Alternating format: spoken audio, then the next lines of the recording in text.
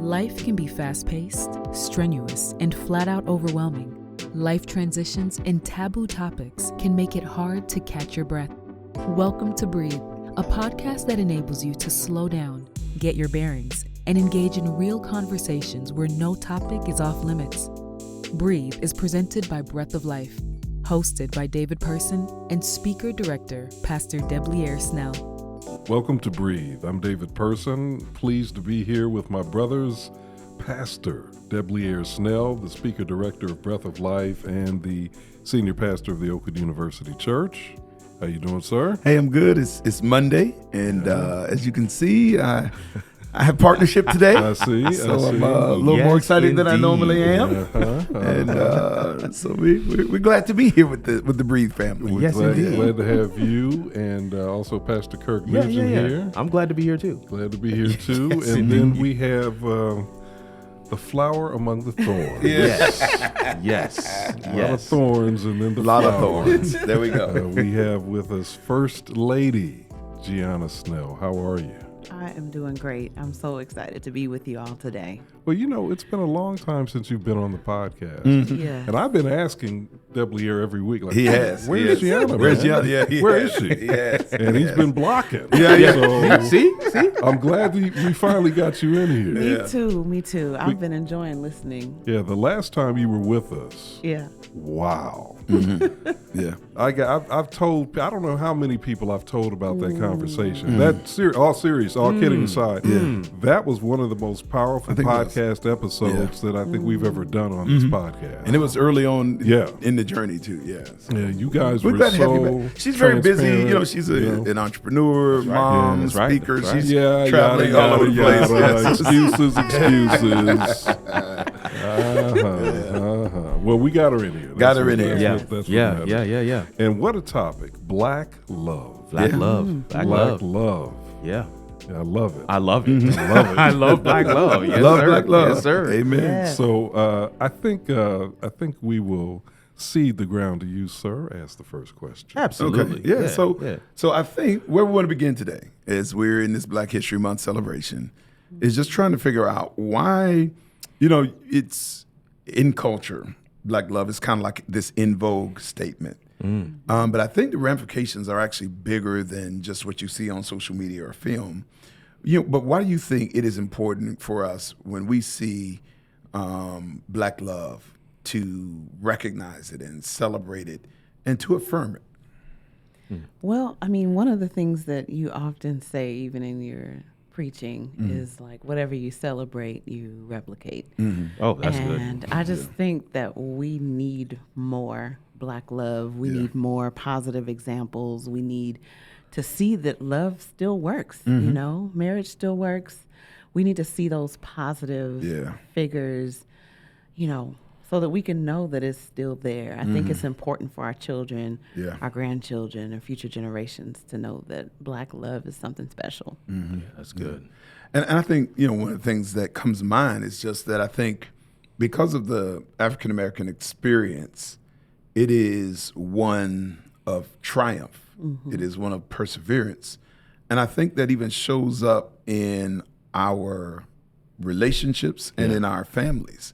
And I think it's really critical, David, because if you just listen, maybe if it's just anecdotally on social media, sometimes on news, the narrative many times around Black men and their treatment of women, or just the narrative around this angry, combustible, volatile Black woman. Yeah. Or Oftentimes. just fatherlessness. I do think that there are intentional narratives that, kind of paint a picture that's not accurate or even though it may have some levels of truth to it, it does not reflect the entire relational experience of our community. And so I think that, if you probably, took a straw poll, most people would think that, 95% of Black homes don't have a father in them, when that's not necessarily the truth. Right. Most people probably believe that, Black women have this anger there are angry women in every culture. Absolutely. You know what I'm That's saying? right. There are angry women in every culture. Angry people. Right. Angry people in every Right. culture. Right. Yeah. Of both sexes. Thank you for making that adjustment. But I just think that there are just certain things that, for whatever reason, when it's said about us, it sticks. Yeah.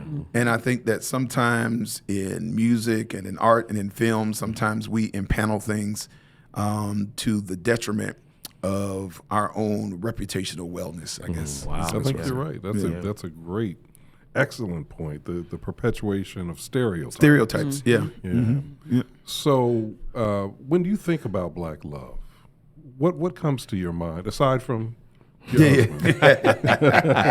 a given? Amen. Yeah. What do you think about? Oh man, I think of the couples in my family, my grandparents. I love that. Parents. Yeah. I think of my grandfather driving my grandmother around because she didn't like to drive, and them just doing things for each other. I even think of some of the figures we've seen on TV, the Cosby The Cosby Show. Show, yeah. Some of those characters were some of the first representation that we saw that looked like us, at least in our generation. I know there were other shows that came before that, but it was important for us to see it, on TV. Oh, yeah. And know that it's possible and that it's not. You don't feel alone. You don't feel like you're on this island. Yeah. So I know one thing that we do, certainly at the Oakwood University Church, but I'm sure this happens at churches all over the country. We celebrate marriage. Sure. Yeah. And I know you go to great lengths to celebrate people who have been together for 30, 40, 50 years, whatever the case may be, which is a beautiful thing. Do you think that the story of Black love should be examined in a way where it not only celebrates longevity, but celebrates perseverance? Oh, yeah. Oh, wow. Oh, wow. Well, I think, and it's funny because I do think we need to tell that story better, because I think when you see longevity, sometimes I think the assumption is that there was ideal chemistry, or that they were perfectly matched. There it is. Or that they were meant to be. Yeah. If you've been around there, for some time, you hear me say, successful couples aren't meant to be. Successful couples make it work. And so, we like that idea of meant to be because it suggests that there is this cosmic something that predetermined a good outcome for said couple. Yeah. But if there is a couple that has any type of longevity, I've been pastoring long enough to know that if you peel back the layers and get people comfortable talking, they will tell you stories that will make you say, there must be a God. You know what I'm saying? Yeah. I mean, I'm talking about the people that sit on our pews quietly and, have this wonderful silver head of hair, and they've been married 40 or 50 years, and maybe they're pastors, educators, people of some, reputation in the church. And the assumption is that God just put them together, and they just walk down this crystal stair through life. Done. But it's never, ever the truth. And it's funny because, I can say, in authenticity, that we have a happy marriage. But I think the assumption is that when people hear you say you have a happy marriage, the assumption is that you mean it's an easy marriage. And those two things are not necessarily the same thing. And so I just think that, that idea of perseverance is got to be something that we celebrate. And it's funny because when we think about love and romance, perseverance, it doesn't give you the tingles. No, it doesn't. You know what I'm saying? That's not. It's not sexy. That's not sexy. No, that's not the one. That doesn't make you the hallmark. sentimental inside. No, perseverance is not that word. But I think that we've got to start speaking a different language. I think so. Around love. Yeah. Because I think most of us, we talk about love in the sense of I fall in love, as if it's something that happens by accident. Right. Love is very much a choice. Yeah. And I think to be able to foster love long term, there have to be some intentional habits agreed upon by both parties that help preserve love, facilitate love, and foster love, especially if you're talking about a 20, 30, 40, 50-year time span. That does not happen by accident. Like what you see is choice and decision and effort. So the same way, if somebody walked in here, brother, and he's 6'4" and he's ripped and biceps and abs and triceps and all that stuff, I wouldn't assume like, oh man, you just born that way. I probably assume like, there's some effort. You put in work. There's some work. Like, man, somebody is in there early in the morning. Somebody's being selective about their diet. Or even if you see somebody that is well dressed and they live in a great house or drive a great car, the assumption is probably not like, they probably just had a great inheritance. Your probably assumption is, man, there's an effort. There's tenacity. There's a hustle. There's a grind. There's thoughtfulness and reflection, and effort. But I think sometimes when it comes down to love and well relationships, the assumption is either you have it or you don't. Or you don't. Yeah. When the truth is, when you see a good relationship or one that is worth modeling or imitating, the assumption ought to be, wow, they must really work hard at it. Yeah. But I don't think that's the assumption we initially make. Even in growing up, one of the things for me, seeing my parents interact, I knew the things that my mom absolutely that my dad did that absolutely annoyed my mom. We all knew what those things were. We knew them, and she would have that look on her face as he's doing the thing, and she would then break into a smile or a laugh, and she would do something loving for him. And that was kind of a model for us to be like, oh, okay, so she absolutely, it gets under her last nerve.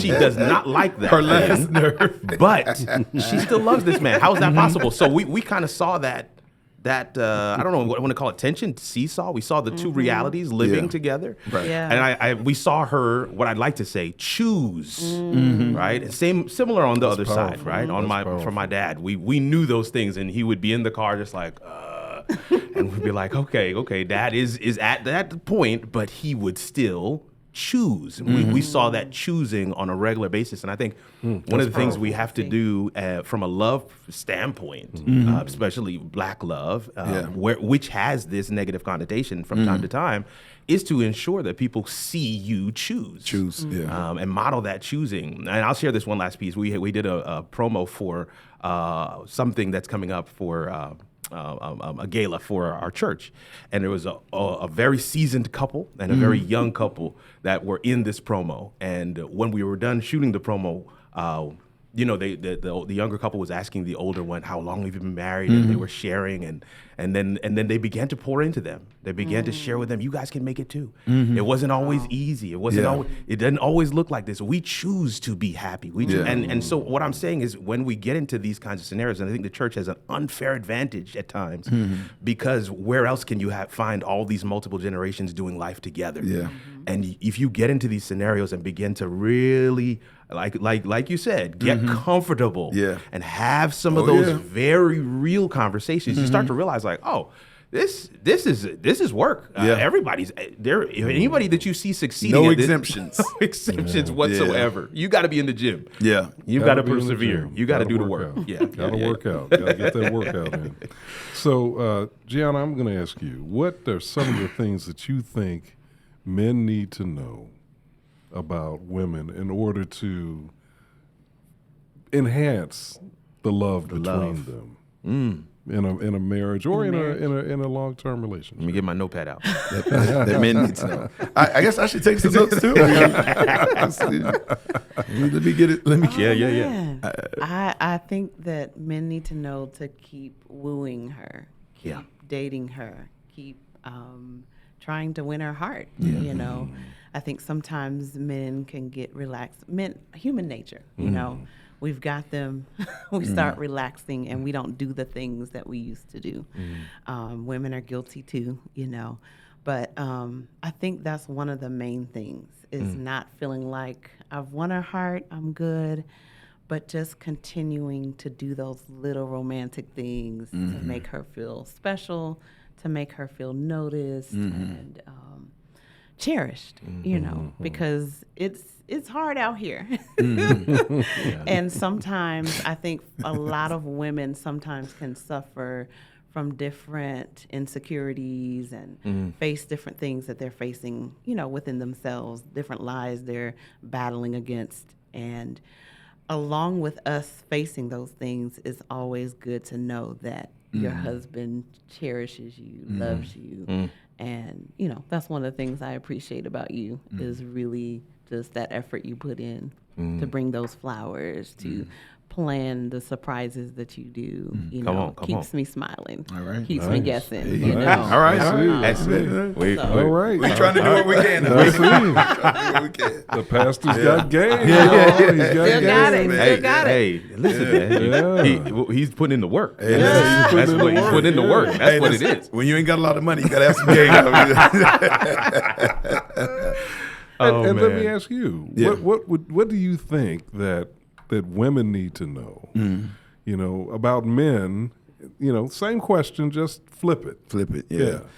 Yeah, I mean, you know, that's such a loaded question, man. Yeah. That could be an episode all unto itself. But I just think that probably there is this assumption, you know, in terms of what men want and what they are looking for. But I think that, you know, whether it's sex or it's money or it's this or that, but I just think that one thing that kind of overlaps really all cultures of men is that issue of respect. The respect. I think that's really what trumps everything. And I think the other thing is you have to contextualize it to the man you're dealing with. So respect looks and feels different. To every man. So there are some men that where if you correct them in public, they're going to react negatively to that. Now that's not every man, but that's a good portion of men. Or respect is kind of covering his flaws and not exposing them to friends and family members or coworkers, so that he does not feel dissected or naked when he is, you know, kind of in different company. Or even it's just, you know, I don't think it's just a matter of an inability to receive criticism, but I think it's the nature of it, the tone, the perhaps condescension or sharpness at times. So I just think that, you know, at the end of the day, I tell people all the time, when you think back to high school, the most popular girl in every high school is the cheerleader.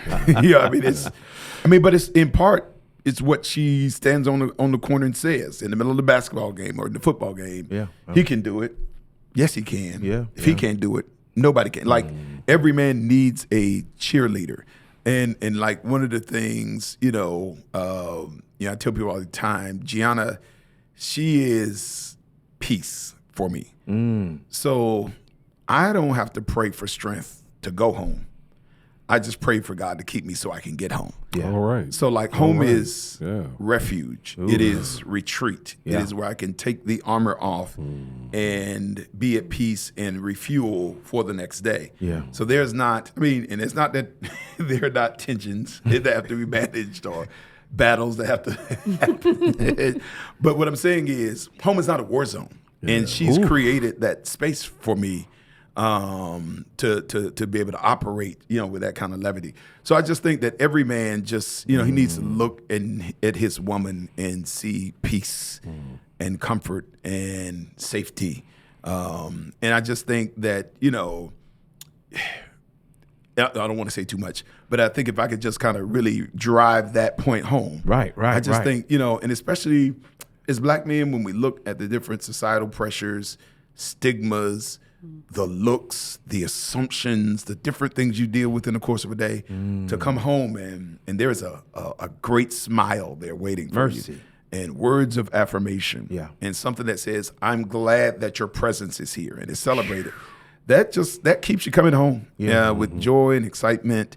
And it fuels you to be able to do the things that need to be done at home. And so I just think that if I could, you know, really drive that point home, I hope that would help somebody and make sense to somebody. I want to just take a real quick moment to do a shameless plug for one program that we have in our arsenal at Breath of Life is a program called Point of View.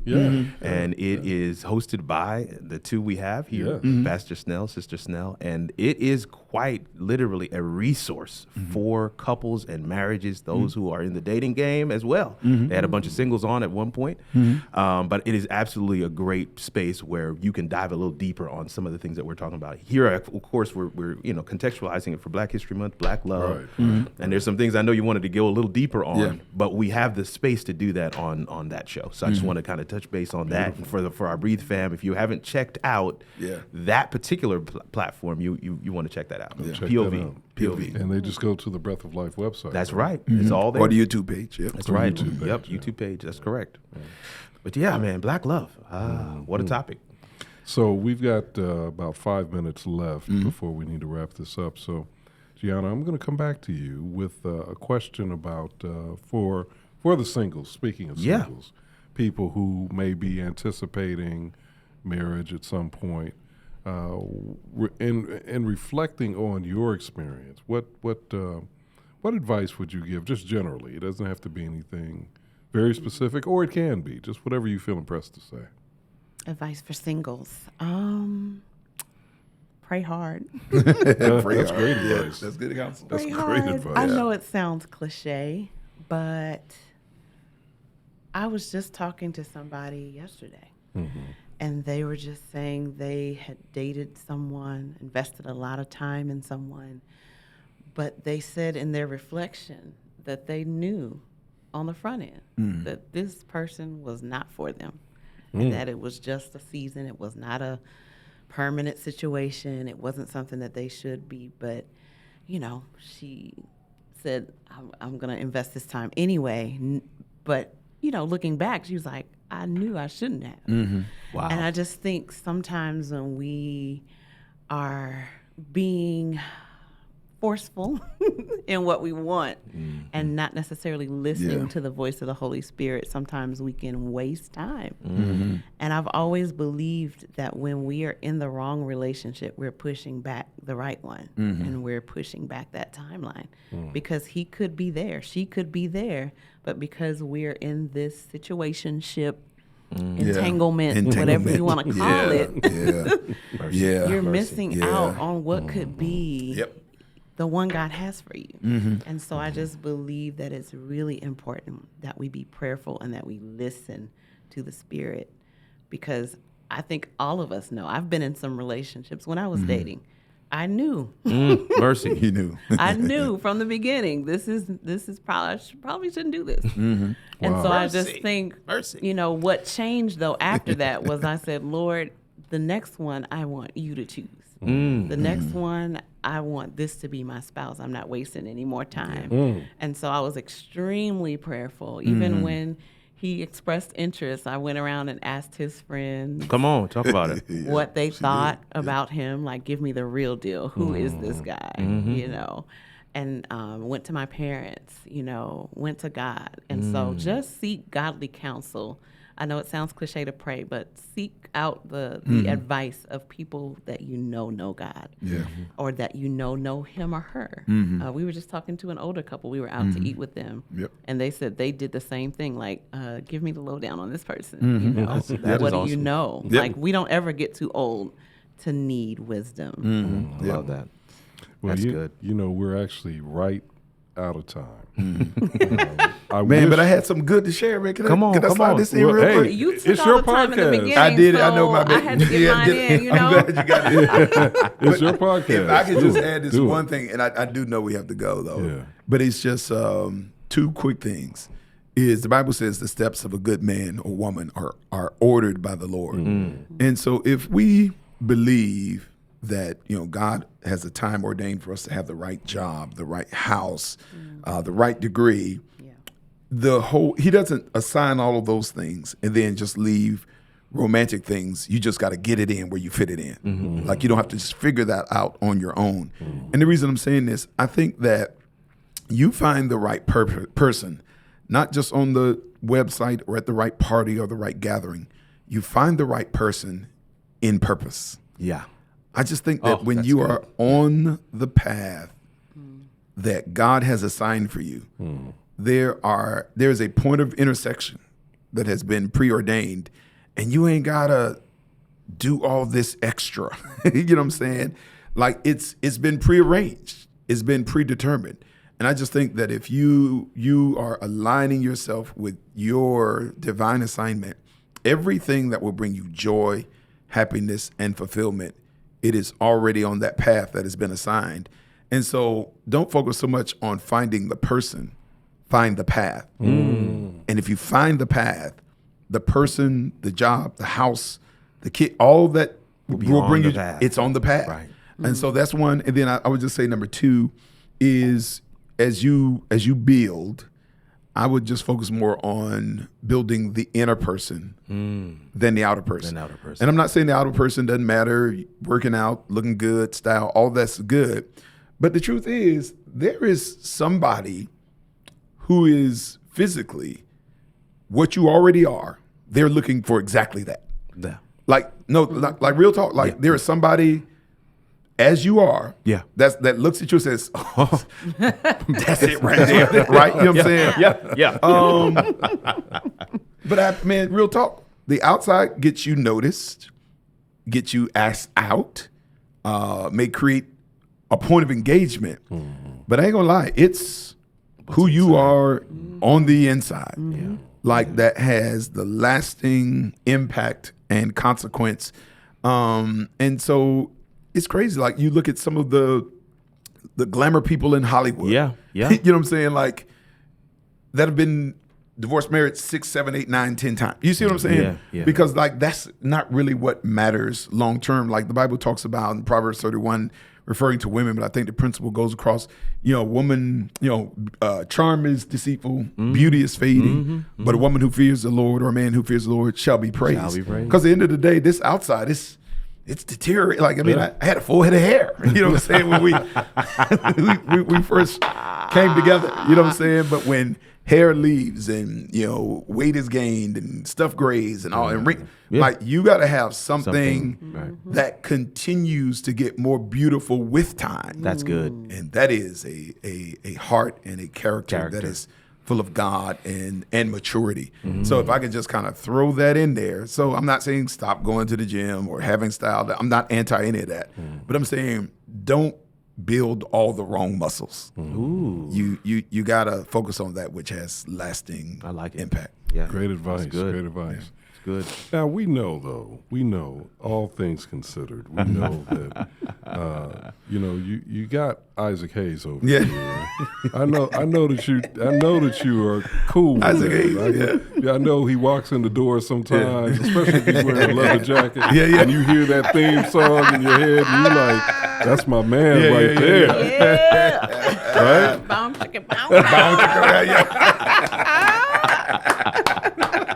I'm here for this ball. You're here for it. I'm here for it. That's I know.